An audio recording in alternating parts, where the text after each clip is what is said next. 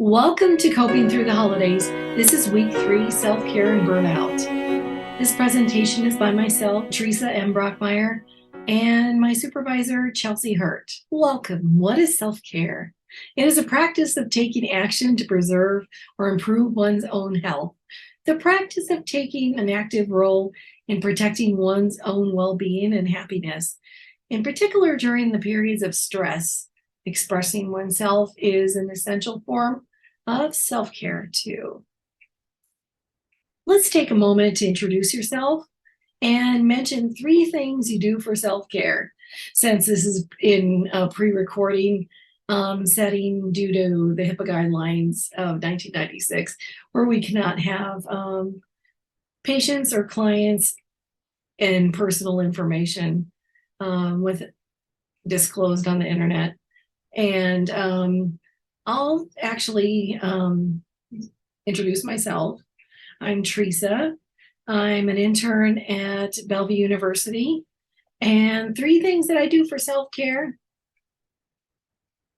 I do facials, and then or go get facials. And then sometimes I go get my nails and pedicure done. And then travel is my biggest self-care. It is amazing how I feel after flying somewhere and experiencing another town in the world and things that I want to go see.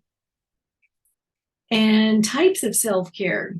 There's physical, sleep, stretching, walking and exercise and nutrition and yoga. There's emotional self-care, stress management. That's a big thing. Learning your coping skills that your therapist or any self-care books entail. And then compassion for others and including yourself. And then therapy, and then journaling. And then socially, creating boundaries. Don't say yes to everything, because you can get burnt out easily, and have a support system. And then stay positive. And then maybe limit your social media, because the news and social media the last couple of years has been stressful in itself. Communication with friends and family, spiritual, and doesn't mean religious. Time alone, and then meditating, and then in prayer, and then in nature, and then sacred spaces. And then personal types of self-care. Hobbies that you might be interested in, creativity, goals, and identity, and authenticity. Space for self-care. Be in a safe space, and safety is our concern. And then a healthy space environment and stability in your household.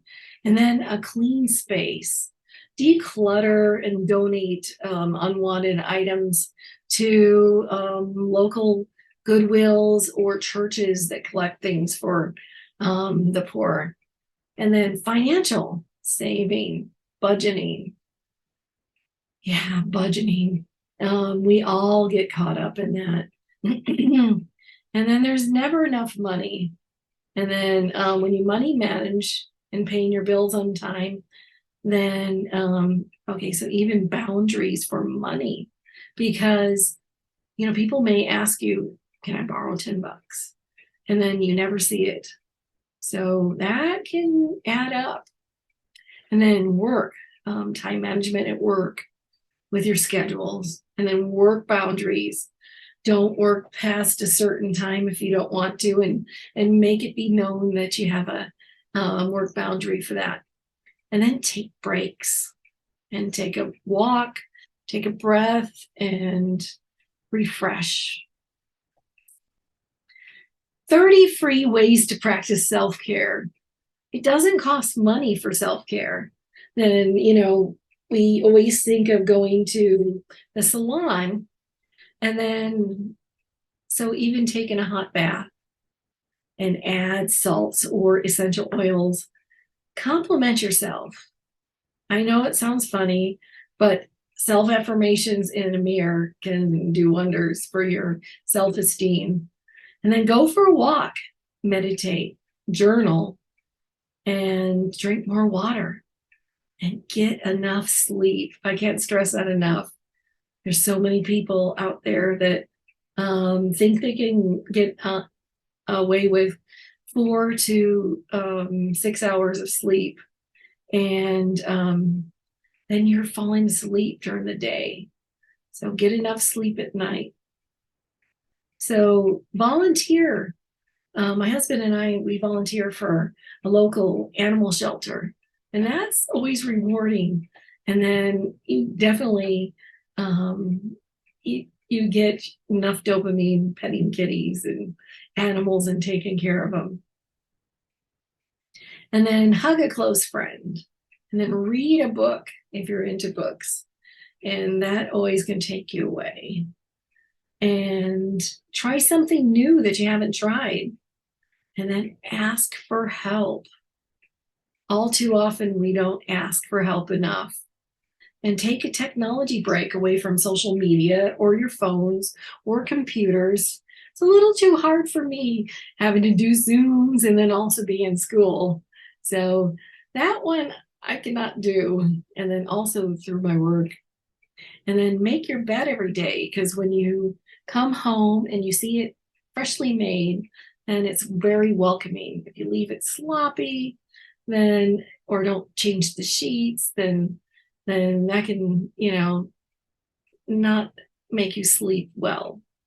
And then deorganize a room, or reorganize a room, and pull everything out of your closet and then look at it. And if you haven't worn it in a year, get rid of it.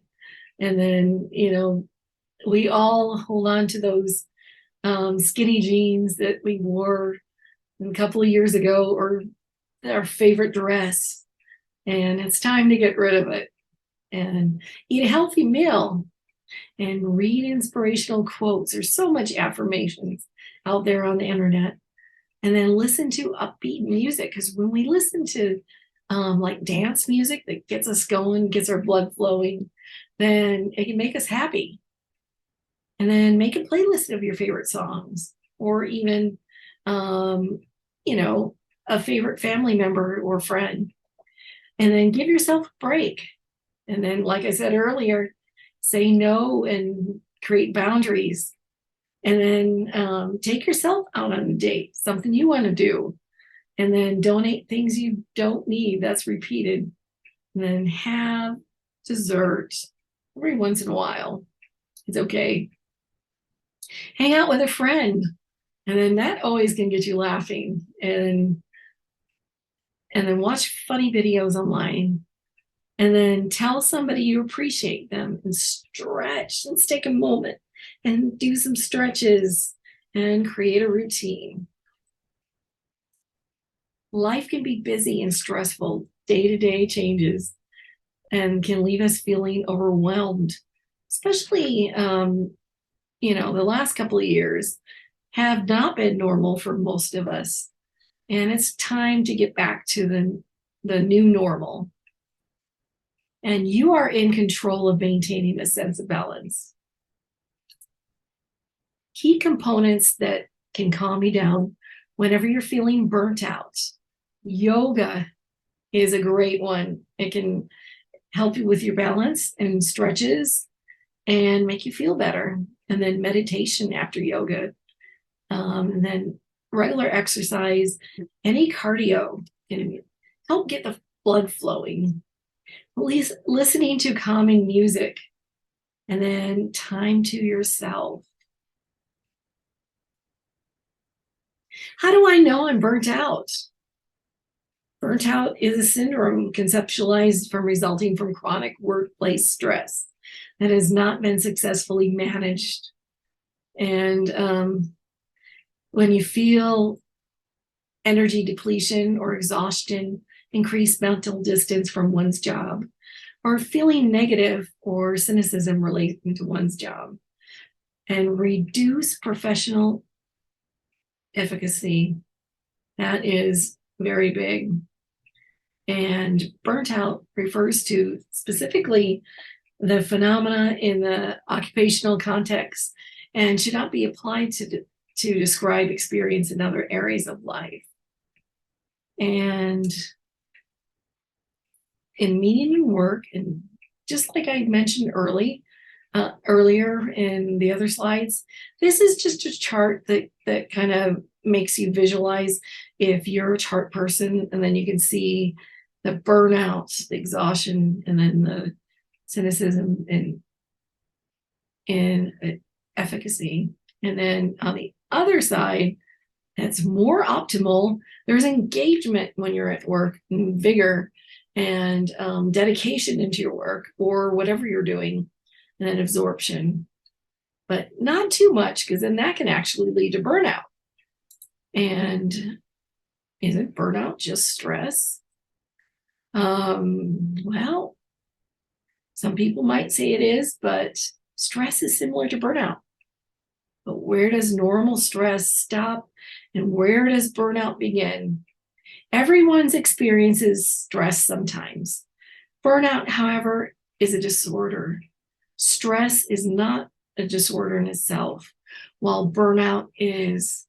Burnout can make it so that you are no longer the person you want to be or who you used to be. And we can see the chart on the right hand side, and that can lead and build.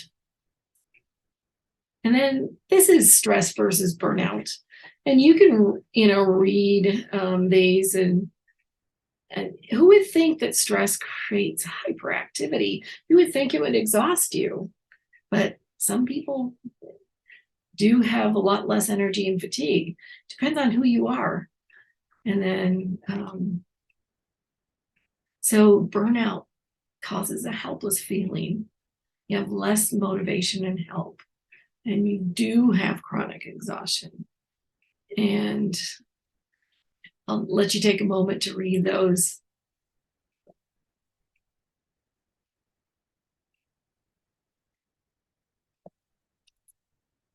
Effects on stress in the body.